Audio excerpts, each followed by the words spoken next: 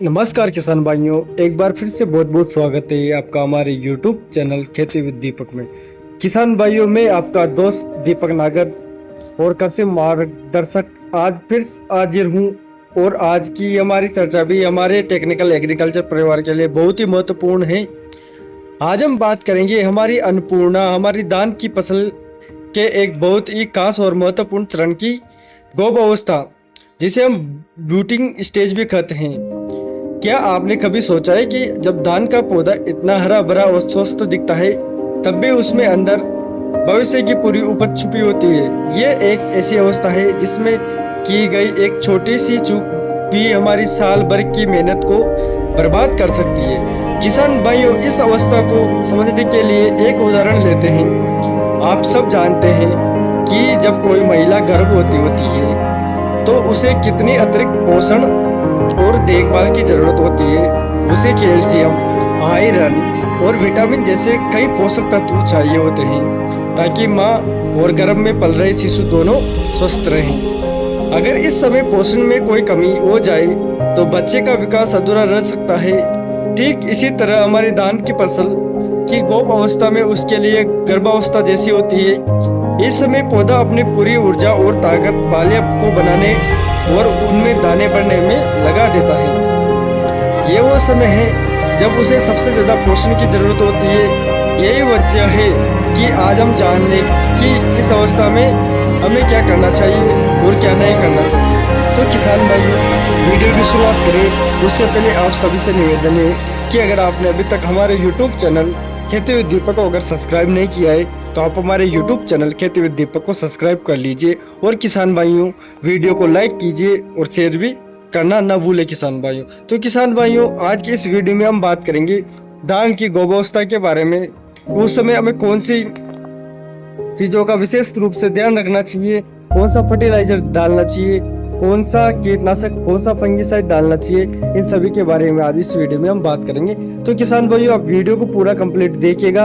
आज का वीडियो थोड़ा लंबा हो सकता है, लेकिन आज के इस वीडियो में आपको धान की फसल की एक बहुत ही महत्वपूर्ण जानकारी मैं आपको देने वाला हूँ। और वीडियो के अंत में मैं आपको धान की फसल में एक ऐसे कीट के बारे में बताऊंगा। अगर इसको आपने कंट्रोल कर लिया तो किसान भाइयों, आप धान की फसल की ये जंग जीत जाएंगे और आपकी जो उपज है वो बहुत ही शानदार होने वाली है। तो किसान भाइयों, चलिए वीडियो की शुरुआत करते हैं। तो किसान भाइयों, गौब अवस्था के समय जब धान के पौधे के तने के अंदर बाली बनती है, अगर आप ध्यान से देखेंगे तो तने के ऊपरी हिस्से में एक हल्की सी सूजन या गांठ गोबर दिखाई देती है, इसलिए इसे गौब अवस्था कहा जाता है। इस अवस्था में पौधे को सबसे ज्यादा ऊर्जा और पोषण तत्वों की आवश्यकता होती है। इस समय क्या करें? पानी का सही प्रबंध। इस समय खेत में हमेशा 2 से 3 इंच पानी बनाए रखें।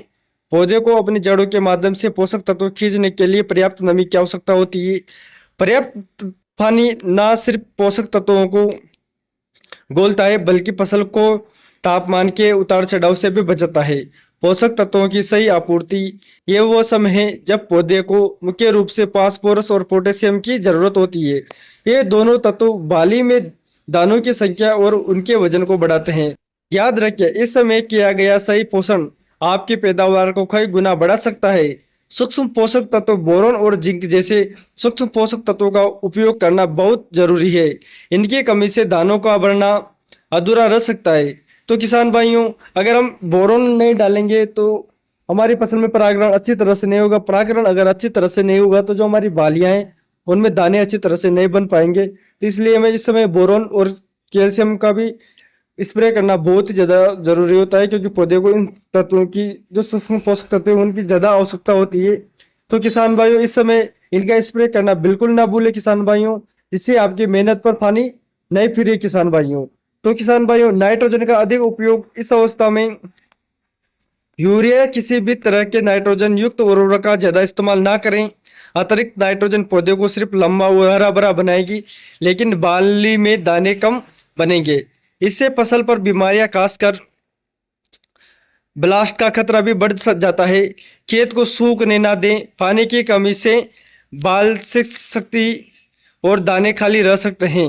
अगर इस अवस्था में खेत सूख जाता है तो पानी देने पर भी फसल को बहुत बड़ा झटका लगता है। इससे उत्पादन में भारी गिरावट आती है। गलत कीटनाशकों का प्रयोग, ऐसे कीटनाशकों का इस्तेमाल बिल्कुल ना करें जो परागण पोलिनेशन करने वाले लाभकारी कीटों का नुकसान पहुंचाते हो। फूल खिलने के समय किसी भी तरह की भारी रसायन का इस्तेमाल करने से बचें। पोषक तत्वों का महत्व एक किसान की सफलता की कहानी है। किसान भाइयों, जब आप अक्सर सुना होगा कि छोटे पैकेट में बड़ा धमाका होता है। हमारे खेतों में भी कुछ ऐसे ही छोटे पैकेट होते हैं। ये सूक्ष्म पोषक तत्व, ये भले ही कम मात्रा में चाहिए होते हैं, लेकिन इनकी कमी पूरी फसल को बर्बाद कर सकती है। आज हम बात करेंगे ऐसे ही तीन महान नायकों की: बोरोन, जिंक, फास्फोरस और पोटेशियम। बोरोन परागकण का जादूगर है। बोरोन को फसल का जादूगर कहना गलत नहीं होगा। बोरोन का सबसे अहम काम है परागकण पोलिन को सक्रिय करना। जब फूल खिलते हैं तो पराग कणों का दूसरे फूलों तक पहुंचना होता है ताकि दाने बन सके। ये परागकण की प्रक्रिया बिल्कुल वैसी ही है जैसे शादियों में दूल्हे का बारात लेकर दुल्हन के घर जाना। अगर दूल्हा रास्ते में रुक जाए या कमजोर हो जाए तो शादी कैसे होगी? बोरोन ये सुनिश्चित करता है कि परागकण पूरी तरह से स्वस्थ हो और ऊर्जावान हो ताकि वे अपनी मंजिल तक पहुंच सके। बोरोन की कमी होने पर परागकण कमजोर हो जाते हैं जिससे परागकण अधूरा रह जाता है। इसका सीधा नतीजा यह होता है कि दाने खाली रह जाते हैं या पूरी तरह से बढ़ नहीं पाते। आपको दूर से फसल हरी भरी और स्वस्थ दिखेगी, लेकिन जब आप बाली को मसल कर देखेंगे तो पाएंगे कि दाने खाली हैं। इसलिए बोरोन का उपयोग करके आप अपनी मेहनत का पूरा फल पा सकते हैं। बोरोन 20% की सही मात्रा 200 से 250 ग्राम प्रति एकड़ में मिलाकर स्प्रे करें। जिंक भोजन का सच्चा साथी। अगर बोरोन को परागकण का जादूगर खा जाता है तो जिंक को भोजन का सच्चा साथी खाना सही होगा। जिंक का मुख्य काम है पौधे के अंदर भोजन को सही जगह पर पहुंचाना। पौधा अपनी पत्तियों में सूरज की रोशनी से जो भोजन बनाता है उसे बाले तक पहुंचाता होता है ताकि दाने बन सके और बढ़ सके।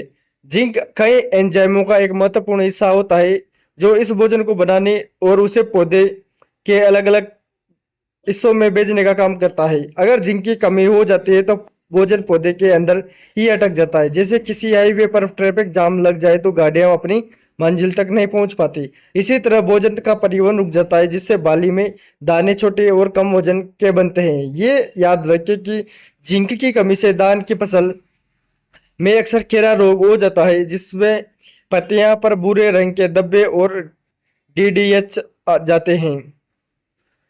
जिंक ईडा 12% का सही मात्रा 400 से 500 ग्राम प्रति एकड़ में मिलाकर स्प्रे करें। फास्फोरस ऊर्जा और जड़ का आधार। फास्फोरस को हम ऊर्जा का इंजन कह सकते हैं। यह फसल की शुरुआत से लेकर अंत तक एक ही महत्वपूर्ण भूमिका निभाता है। फास्फोरस मुख्य रूप से जड़ों के विकास और ऊर्जा के संचरण के लिए जिम्मेदार होता है। आप सब जानते हैं कि फसल की जड़ें ही आधार होती है मजबूत फसल की। जड़ें ही पौधे की मिट्टी में सही पोषण और पानी लेने में मदद करते हैं। फास्फोरस की पर्याप्त मात्रा से जड़ें और मजबूत बनती हैं जिससे पौधा तनावपूर्ण स्थितियों में भी टिका रहता है। गर्भ अवस्था में फास्फोरस का उपयोग बाली के निर्माण और दानों के विकास के लिए किया जाता है। ये सुनिश्चित करता है कि बाली में दानों की संख्या अधिक हो और वे पूरी तरह से विकसित हो। फास्फोरस की कमी से बाली कमजोर बनती है और दानों की संख्या कम हो जाती है। पोटेशियम फसल का सुरक्षा कवच है। पोटेशियम की फसल का सुरक्षा कवच कहा जा सकता है। ये पौधे को विभिन्न तनावों जैसे सूखा, अत्यधिक गर्मी और बीमारियों से बचाता है। पोटेशियम फसल की रोग प्रतिरोधक क्षमता को बढ़ाता है जिससे कीटों और फफूंदी से होने वाले नुकसान कम होते हैं। इसके अलावा पोटेशियम का सबसे महत्वपूर्ण काम दाने में स्टार्च और प्रोटीन का सही जमाव करना है। ये बिल्कुल वैसा ही है जैसे आप किसी गुब्बारे में हवा भरते हैं। पोटेशियम दानों की पूरी तरह से बढ़ता है जिससे उनका वजन बढ़ता है और गुणवत्ता में सुधार होता है। जब फसल पूरी तरह से बढ़ जाती है तो बाजार में आपको उसका अधिक दाम मिलता है। किसान भाइयों, इन पोषक तत्वों का सही समय पर और सही मात्रा में देना समझदारी है। ये छोटे छोटे प्रयास ही आपकी मेहनत को बड़ी सफलता में बदल सकते हैं। अब बात करते हैं हमारे मुख्य हथियार की, घुलनशील उर्वरक 05234। इसे मोनोपोटेशियम फॉस्फेट भी कहते हैं। इसकी सबसे खास बात यह है कि इसमें नाइट्रोजन बिल्कुल नहीं होता, जो इस अवस्था के लिए बिल्कुल सही है। 05234 की सही मात्रा 1 से 1.5 किलोग्राम प्रति एकड़ के हिसाब से होती है। इसे आप अपनी स्प्रे मशीन में घोलकर पौधे का छिड़काव कर सकते हैं। आप 05234 बोरोन और जिंक को एक साथ मिलाकर स्प्रे कर सकते हैं। बस ध्यान रखें कि पहले इन्हें अलग अलग बाल्टी में घोल लें और फिर स्प्रे टैंक में डालें। इससे किसी भी तरह की प्रतिक्रिया से बचा जा सकता है। तो किसान भाइयों, आज हमने सीखा कि धान की गर्भावस्था में सही पोषण कितना जरूरी है। 05234 के साथ बोरोन और जिंक का सही इस्तेमाल करके हम अपनी फसल से अधिकतम पैदावार प्राप्त कर सकते हैं। याद रखें, 05234 खाद आपके लिए एक वरदान है। ये ना सिर्फ फास्फोरस और पोटेशियम की कमी को पूरा करता है, बल्कि नाइट्रोजन की मात्रा शून्य होने के कारण ये संवेदनशील अवस्था के लिए सबसे उपयुक्त है।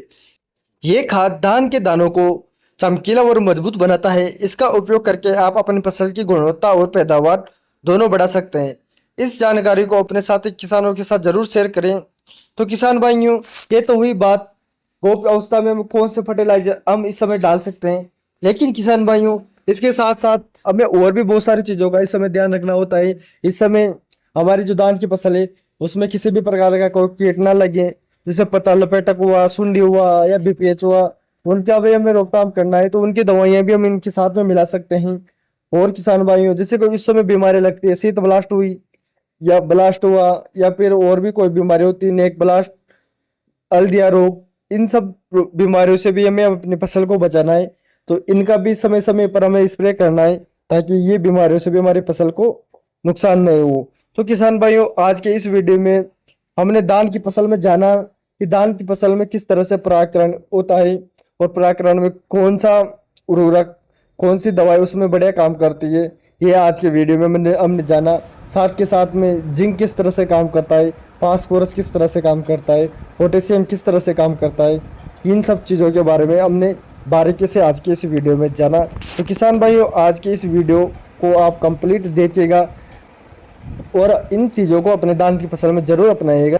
और किसान भाइयों, वीडियो जब शुरू हुई थी उस समय मैंने आपको बताया था कि वीडियो के लास्ट में मैं आपको एक ऐसे किट के बारे में बताऊंगा जिसको अगर आपने कंट्रोल कर लिया तो आप अपनी धान की फसल में अवश्य अच्छी उपज लगे। तो किसान भाइयों, वो कीट है लास्ट में जब हमारी धान पक कर तैयार हो जाती है, बालें सूखने लगती है, उस समय हमारी धान की फसल में एक कीट आता है जिसका नाम है बीपीएच प्लांट।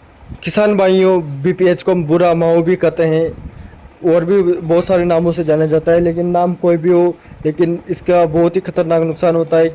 जब भी पेज का अटैक ज़्यादा हो जाता है हमारे फसल में, तो जो फसल है हमारी वो पराली की तरह हो जाती है और खेत में जगह जगह पर गोल घेरों में हमारी फसल गिर जाती है। तो किसान भाइयों, जो बीपीएच है इसका नियंत्रण करना हमें बहुत ही ज़्यादा ज़रूरी होता है किसान भाइयों। तो इसके लिए सबसे बेस्ट जो दवाई आती है वो मैंने पिछले वीडियो में आपको बता भी रखी है, फिर भी मैं एक बार आपको बता देता हूँ। जो आप पेक्सालोन का इस समय उपयोग कर सकते हैं बीपीएच के लिए, बहुत ही शानदार दवाई है। या फिर आप जो पाइमेट्रोजोन आता है उसका उपयोग कर सकते हैं, या इसके अलावा और भी बहुत सारी दवाएं आती है, आप उनका भी उपयोग कर सकते हैं। लेकिन सबसे बेस्ट जो दवाई रहेगी इस समय बीपीएच के लिए वो रहेगी पेक्सालोन। पेक्सालोन का आप उपयोग कीजिए, आपको बहुत ही शानदार रिजल्ट इसमें देखने को मिलेगा। तो किसान भाइयों, आज की वीडियो आपको कैसे लगी हमें कमेंट बॉक्स में जरूर बताना। और किसान भाइयों, अभी तक आपने हमारे यूट्यूब चैनल खेती विद दीपक को अगर सब्सक्राइब नहीं किया है तो आप हमारे यूट्यूब चैनल खेती विद दीपक को सब्सक्राइब कर दीजिएगा और बेल आइकन को दबाना बिल्कुल नहीं भूलेगा किसान भाइयों, ताकि आने वाले समय में अगर हम और भी वीडियो बनाते हैं तो उसका भी नोटिफिकेशन आपको मिल जाए किसान भाइयों। और किसान भाइयों, इस वीडियो को और भी किसान भाइयों को शेयर कीजिएगा ताकि उनको भी ये जानकारी मिल सके। तो किसान भाइयों, आज की वीडियो में बस इतना ही, मिलते हैं अगले वीडियो में और नई जानकारी के साथ। अभी के लिए धन्यवाद। जय जवान जय किसान। किसान भाइयों।